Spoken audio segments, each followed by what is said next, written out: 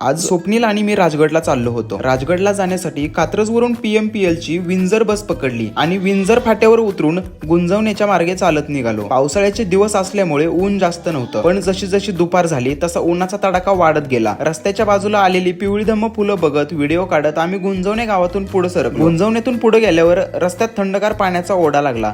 तिथं हातपाय धुवून फ्रेश झालो, थोडंसं खाल्लं आणि जंगलातून राजगडाकडे जाणारी वाट धरली। वाटेत निसर्गाचे अनेक आविष्कार बघायला भेटले। उंच वाढलेली कारवी, सोनकीची पिवळी धमक फुलं आणि त्यातून राजगडाकडे जाणारा सुंदर रस्ता। दिवस मावळाच्या आत राजगडावर पोहोचलो। वर जाऊन थोडासा आराम केला, फोटो काढले आणि संजीवनी माचीवरून सनसेट बघायचा होता, त्यामुळे पटपट फोटो काढत संजीवनी माची गाठली। संजीवनी माचीवरून सुंदर सूर्यास्त पाहिला। अंधार पडल्यावर पद्मावती देवीच्या मंदिराकडे आलो। नवरात्रीमध्ये होणारा कार्यक्रम पाहिला, महाप्रसाद घेतला आणि टेंटमध्ये येऊन झोपी गेलो।